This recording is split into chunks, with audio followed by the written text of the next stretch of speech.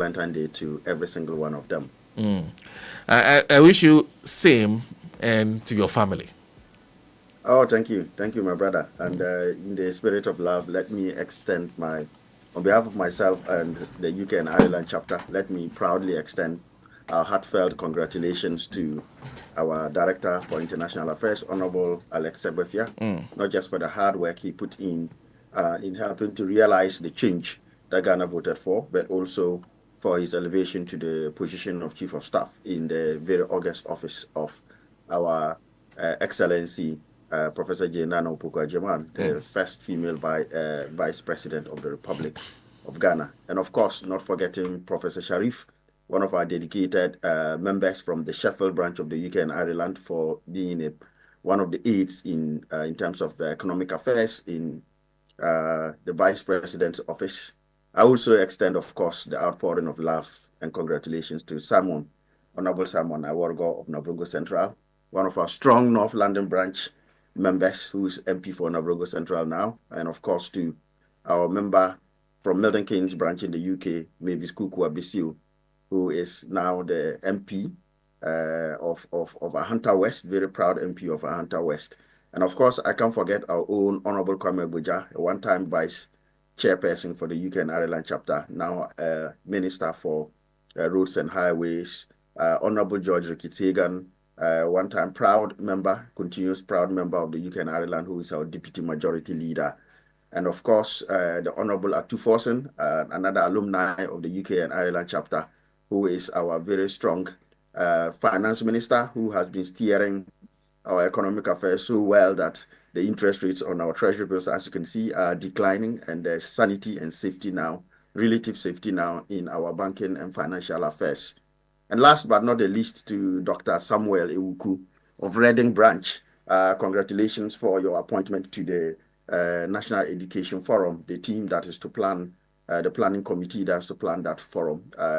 I know the good people of the UK and Ireland fully support the President of His Excellency, John Dramani Mahama, and I'm very confident that their talents and skills will be deployed for the betterment of Ghana as much as practically possible. But of course, good morning to the Chief of Staff, Honorable Julius Deborah. Good morning to the entire presidency, including our own Dr.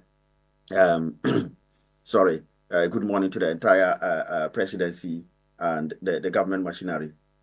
Things are looking great. Better days are ahead, and so far, so better. Things are looking great. Yes.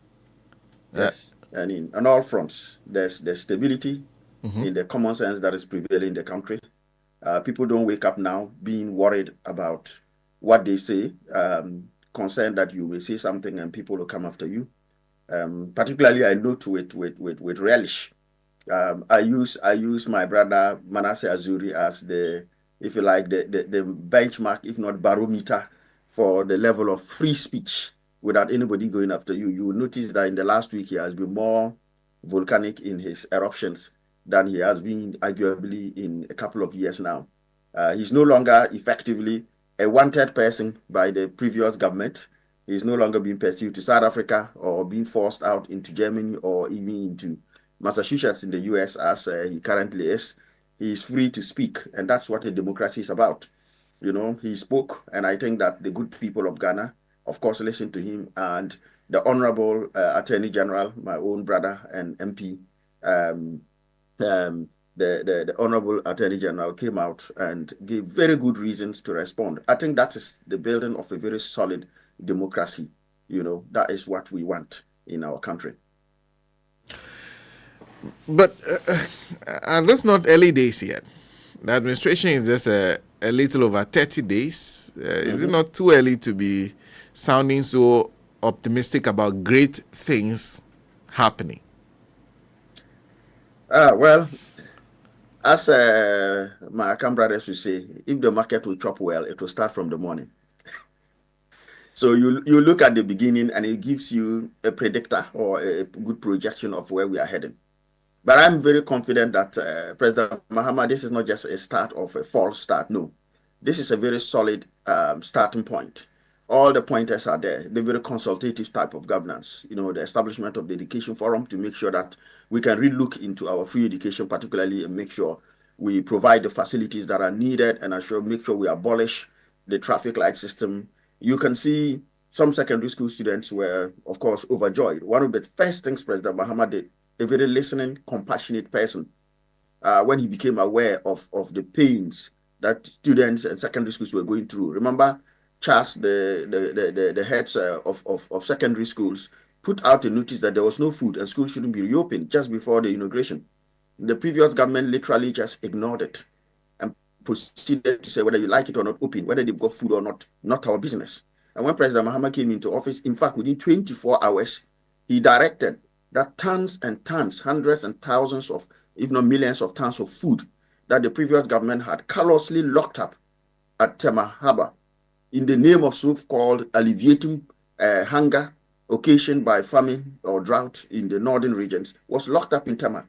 How food meant for a hungry person in Gushegu or in Paga or in Hamele or in Boku is locked up in Tema and will be effective, I don't know. But President Mahama quickly mobilized it and made good use of it, made sure it was going to our students to learn.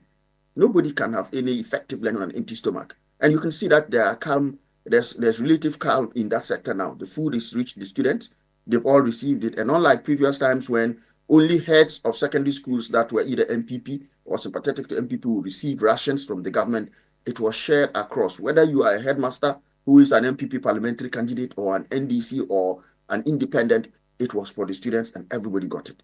That is a sign of how good the governance we have got now is. Picture the pain that our national service personnel went through. In the last week, within the last week, they've been given 3 straight months of payment. November, December, and January. And you saw the rejoicing there. They say when the righteous rule, then the people what? Rejoice. That is the kind of empathetic governance that we are talking about. And that is what we voted for. And I'm sure the good people of Ghana are very much delighted with what they are seeing. Calm has reigned across all the areas. I'm just giving some of the very basic things.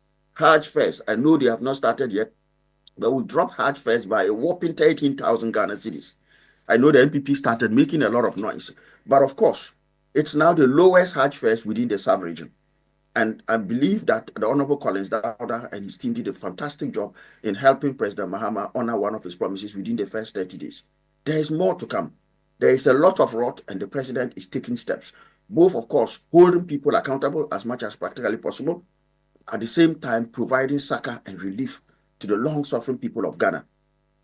When the budget is read out, you'll see a number of the nuisance taxes that will disappear. So that when you and I are doing our mumu, we will no longer have the obnoxious e-levy on there. So there's more to come. And you can see President Mahama is fully focused on giving the relief and salvation that Ghanaians task him with. He is not treating this governance business lightly. He's being consultative, even on our National Economic Forum. He is not pretending to have the magic wand and to know it all. But by God, he is doing what he has with the good team he has, whilst at the same time, in record time, putting together a good team. I'm not going to say a solid team, like some people said, but he's putting together a team that is pushing and punching way, way, way above their weight. You can see it. The CEOs, very deserving, the ministers, the deputy ministers, all the various positions that are being filled, and everybody has got to work and are busy working. And I congratulate all of them, and I say we should continue to share in the passion and the drive of President Mahama for the good of Ghana and keep working for Ghana.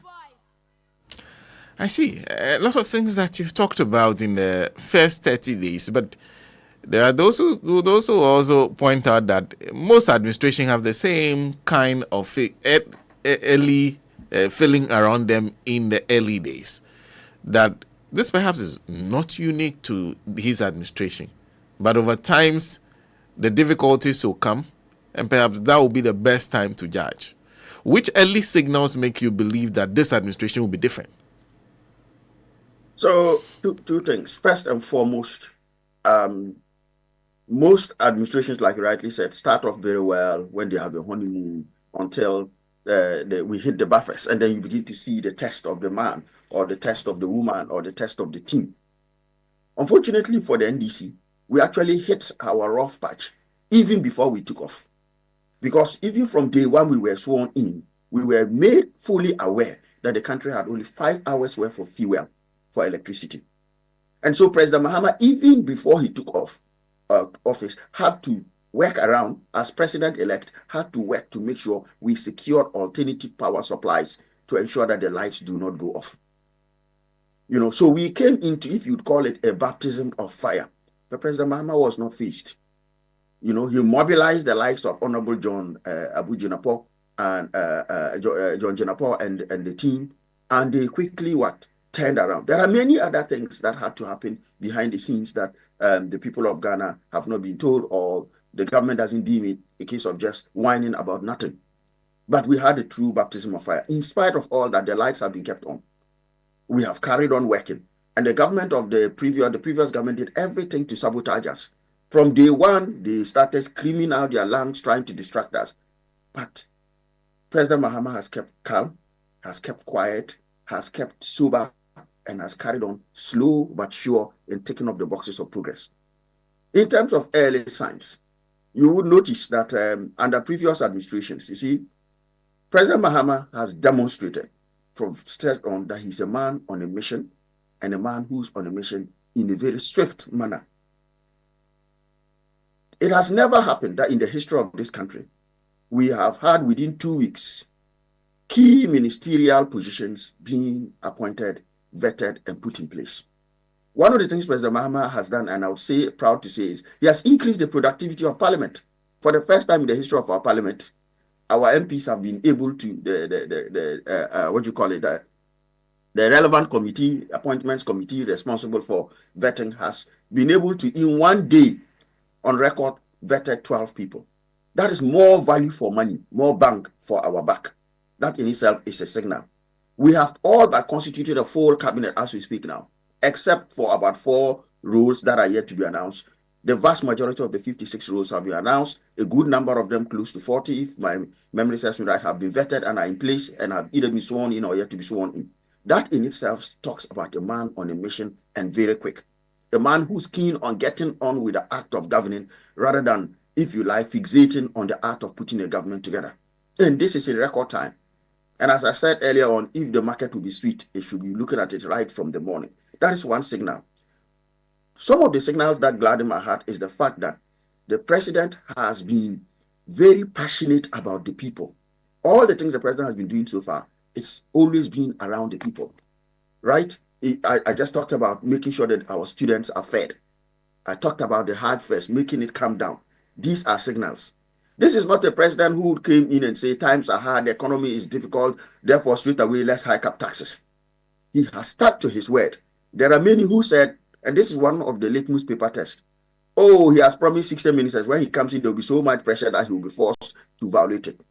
You heard the minority leader, the micro minority leader, saying that President Mahama should apologize to the good people of Ghana for saying that he will appoint 60 and just increase the numbers because it's becoming difficult. He took that difficult decision to stick to the 60, and he has not breached it. That is a man of his word. And if he starts like this, this is the most important time, the time for appointments, when he can look people in the eye and say, sorry, I've reached the limit, I can't go anymore. So if you are interested in more ministerial positions, I apologize, but we have the art of governance to go through. This is one of the things. It's not an easy decision to say no to a loyal core of people who have braved the wilderness with you for 8 years, who have fought with you, who have brought their last kobo to work with you to secure government. But he has done that. So these are some of the signals for me that tell us that, look, it is not just the honeymoon period. In fact, we didn't get any honeymoon. President Mahama didn't get the honeymoon. Straight away, he just hit the ground sprinting, not even running. And of course, let's not forget the residential facility user fees for university students. It's been dropped by 500 cedis, which is a significant amount of money.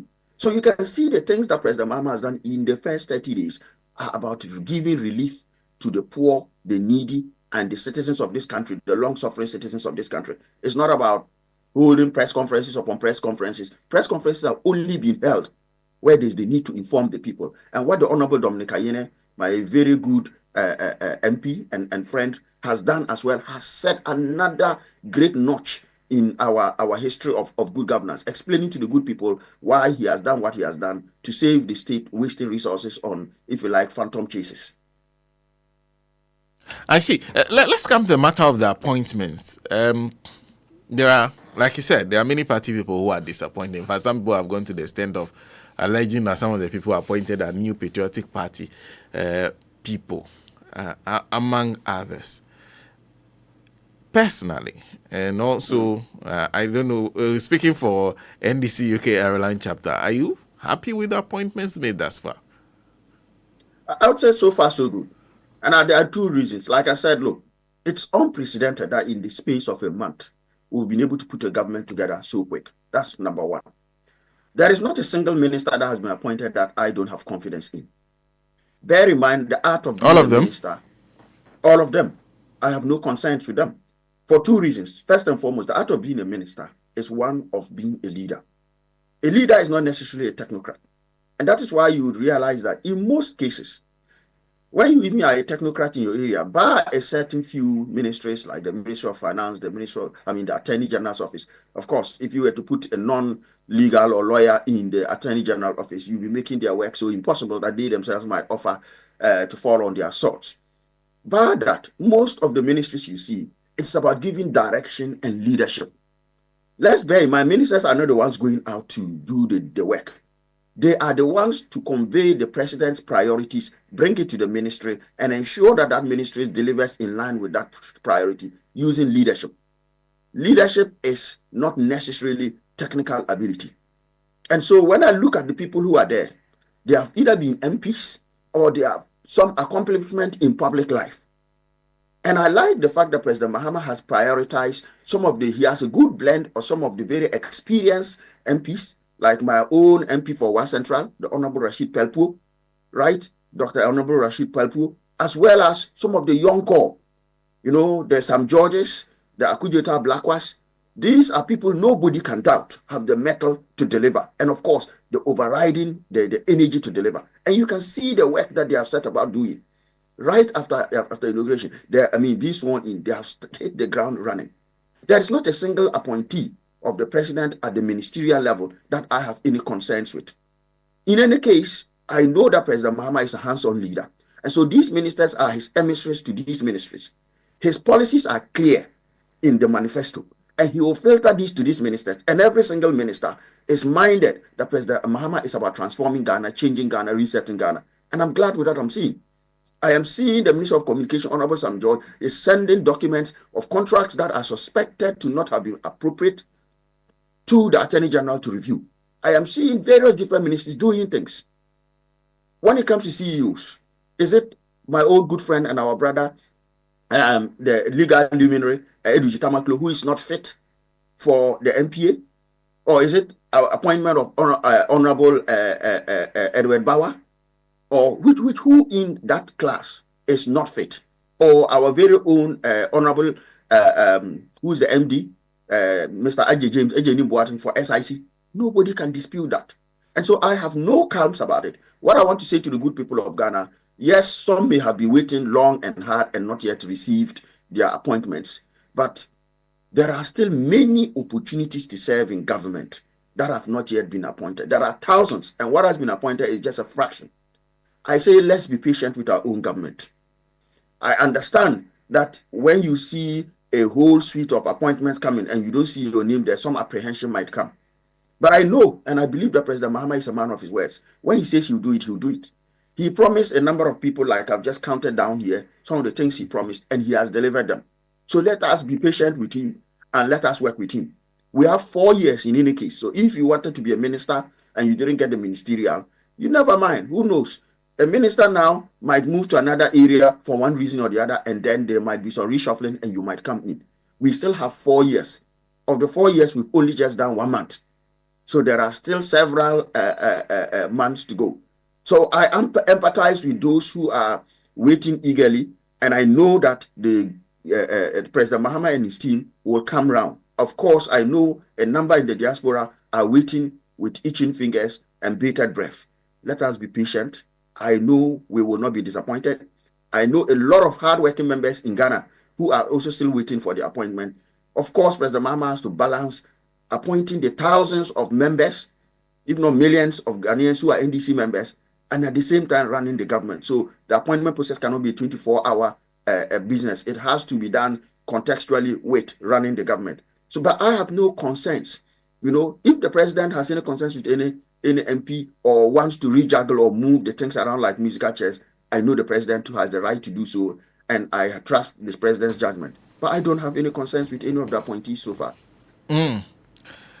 But I'm sure, because you are the leader of a chapter, Yes, sir. and I'm sure there may be concerns coming to your table.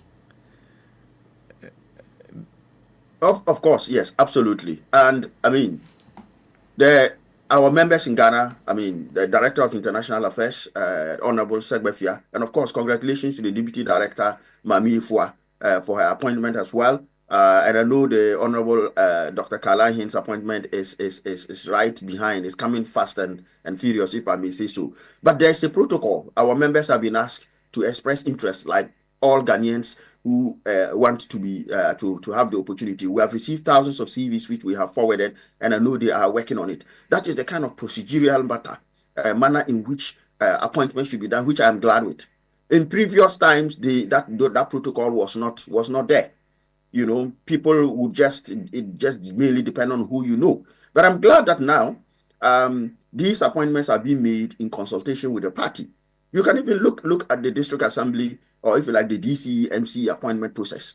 People were shortlisted. There were interviews at the regional level. 3 of them were then from each district were then, if you like, shortlisted further, and they are now going to face a particular committee at the national level. So they were making sure that we are checking and double checking such that when we put anybody at any place, the person is good for Ghana, and of course the role is also good for the person and for the party and the country. So I'm confident in it. Yes, concerns have been raised about the speed with which it's going, but I'll encourage our members, let's be patient. I know the authorities are doing their best. They are working very hard.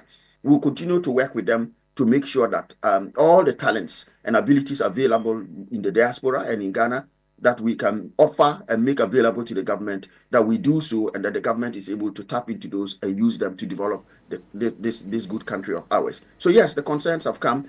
Legitimate they are, but I also want us to look on the flip side. I mean, when I reflect on it, we've only gone 30 days, just about 5 weeks today, right? I mean, 5 weeks. And so I ask that we be patient a little. Good things come to those who wait. And I am confident that the good governors of our country now, President Mahama and the team, they will not forget any Ghanaian. They have shown faith with us, and I'm very sure that they will live up to that. So I encourage my people, let's be patient. Of course, put yourself forward. Yes, you have a right to follow up, and then we will also continue following up. But let's hasten slowly and make sure that the right thing is done. There's no need for any rush. I see. So far, I haven't heard your name. Well, I am part of the thousands of Ghanaians who are of the MPP creed that the president can choose to select to come and serve in whatever position he deems available. And like I said, all of us have to be patient, including myself. Now, let's be honest. When I took over as chairperson of the UK and Ireland on the night of the 7th of October 2023, I also had the unenviable task of filling up positions that had not been contested. And I think my problem wasn't as big as this. I had about 12 or 13 places to fill. And we put out expression of interest. And by God, there were many people in the UK and Ireland that put themselves forward, whether by way of CV or expression of interest. And we had to go through a painstaking process of filtering. Even for a small chapter as ours, that is equated to a constituency, it took us a good number of months. I'll probably say, yes, we had to nominate the people. We had to go through a democratic process, in our case, where all chapter executives effectively voted on the people. In some cases, you could have up to 12 people interested in one role. We had to go through them, make sure they were in good standing, fully registered as members, and then we went through the process of selection. And we had to then send it to our superiors in Accra so that IRD and FEC could review what we had and take time to approve it. These people were eventually approved and brought back to us sometime in February of the following year. So we are looking from October to February. Now, I am not saying that should be the benchmark, but October, right, straight through to February, you are looking about 5 to 6 months. That's how long it took. So who am I to then complain if it's been just 5 weeks and I've not heard my name or the name of my vice chair or my secretary or my organizer or any of my chapter executive or branch executives. But I suffice to say, look, we have UK alumni, like I said, the Professor Sharif, who's a member of ours, very hardworking, who was part of the strong team of the vice president's campaign team. I can testify to how hard he and Honorable Sebefia worked. I was embedded in their team for a couple of days, close to half a week, and I can see the hard work they put through all the way through. They have been rewarded, and I know more is coming. So I encourage our people. Our expectations are rightful. Let us be patient with our own members. This is our government. It is our people. At the very least, it suffices that a certain sense of calm, a certain sense of peace, and the solution to a number of the good problems we have are already being brought to bear. So let us also be patient with our people. I have all the confidence that President Mahama will not forget the good people of the UK and Ireland chapter, will not forget the entire diaspora from Germany through France to the US, from Canada through the Nordic countries. I'm confident that we will not be forgotten. So let us be patient. I see. Well, if you just join us, we're having a conversation with Mr. CONRAD DUMBAH, who's Chairman NDC UK Ireland chapter. In the meantime, the New Patriotic Party, and I'm sure you've listened to the latest press conference that was addressed by Patricia Pieje, who is Deputy Minority Leader, raising concerns about what they feel like unfair targeting. Now, when a member of the party says something, the state security immediately comes after them. But when the member of your party says another thing, the state security seem not to have heard anything at all. How do you respond to this claims being made by her that at least they expect some fairness from the new government? For somebody who barely 5 weeks ago was superintendent over a very despotic regime to be talking about fairness now is very, very, very rich coming from them, number one. Where was the fairness when Manasseh was chased simply for publishing a book or criticizing the government and had to flee to South Africa for his dear life? Where was the fairness when Ahmed Swali was killed for doing his job? Where was all the fairness when the Honorable Dominic Ayini's house was raided as though he was an armed robber? When the current Minister of Energy's house was raided and his gadgets taken away, even to the shores of this country, where was that fairness? I'll tell you what fairness means.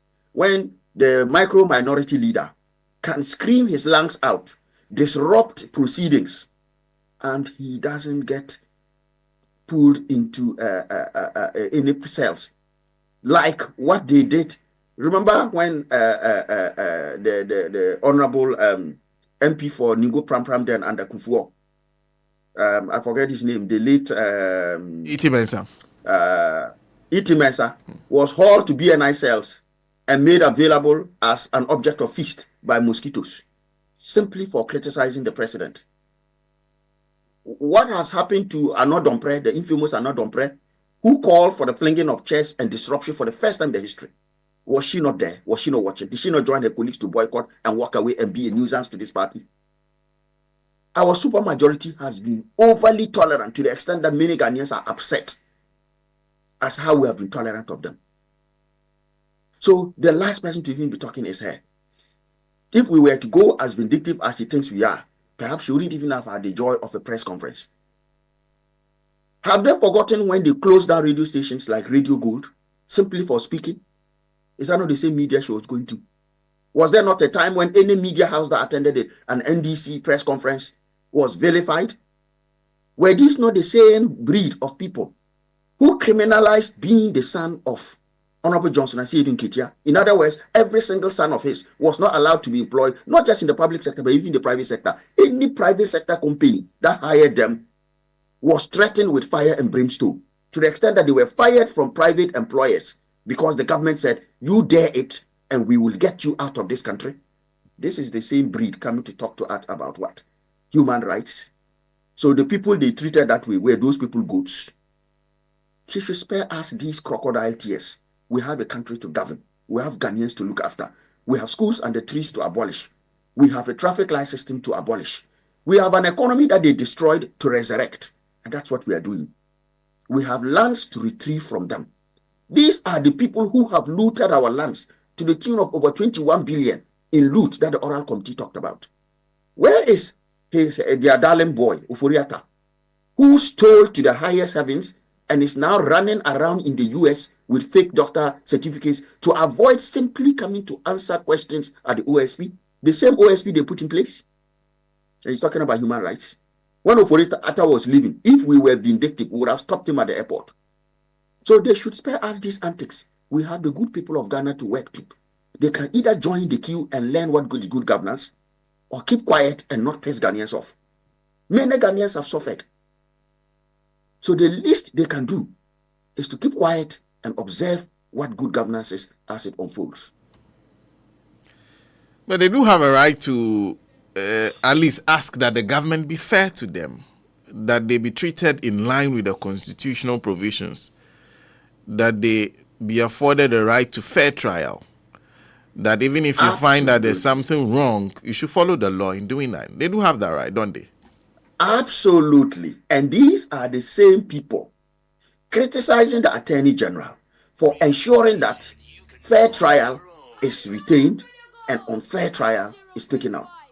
How do they sing from the same side of their mouth, two different sides of their mouths? On the one hand, even when the Attorney General's staff have said that you have no basis for prosecuting Dr. Johnson Esiama, drop it. They carried on unfairly hounding the guy for 8 years. When the Honorable Attorney General Dominic Ayine has dropped it, they are up in arms and vilifying the Honorable Johnson Esiama wrongly. And then they turn around and demand fairness for themselves. He who comes to equity must come with clean hands. They are pissing Ghanaians off. They are making Ghanaians angry with them if they don't know. And if they carry on with this attitude, I bet you if an election is held today, as their own former General Secretary, John Buedu said, they would have gotten 20% if the people had come out as they wanted them to. If an election is held today, they themselves, they know it. They'll struggle to get a double-digit figure. They should just keep quiet. You cannot, on the one hand, say that people who you have been hunting unfairly should continue to suffer. People like their own Gregory Gafoko, a judge said release him. You have still locked him there, no legal basis. Has she forgotten about him? Is he not a human being, or is he less human than them? A simple visit to your premises and you want all hell to break loose? Or a BNI inviting somebody who is captured on public tape, the informers are not dumpre, asking people to destroy furniture and disrupt, and you call that unfair treatment? If that's unfair treatment, what does fair treatment look like? They should use their own benchmark and see if they are being treated fairly or not. In fact, we're treating them with kid gloves. If we were to mete out just 1% of the heinous crimes they visited on the good people of this country, I am telling you, to borrow Mustafa Hamid's word, wallahi, they would have been out of this country. And I know wallahi is going to OSP. Governance will take place. Accountability must come. Anybody who stole or looted must be forced to face the full rigors of the law. This is not about NDC. This is about Ghana. This is about setting a precedent so that no officer of this country can think that they can steal our resources, they can impoverish the nation, they can brutalize our people and just get away with it because there's a change in government. No, accountability doesn't stop because there's a change in government. It must be a continuous process, whether under NDC, under MPP or CPP. We are setting a standard that our own appointees will be held to. So they should keep quiet and watch what adult governance is about. The children have been thrown out. Now the adults are in the room. They should just watch good governance unfold. The least they can do is to join the call. And I support Vincent Sifwa and a few others who have asked, what's his name, Oforiata, to come down and face his music. If he has no music to face, he should come down and justify he has no music to face. Nobody should be seen to stand in the face of justice and accountability. People died, pensioners died because of the reckless actions of Oforiata. Those haircuts, he literally beheaded thousands of pensioners. Families are still suffering today. And you come and tell us about fair. Is it not fair for the OSP to invite you? Did they go and arrest him and put him in chains?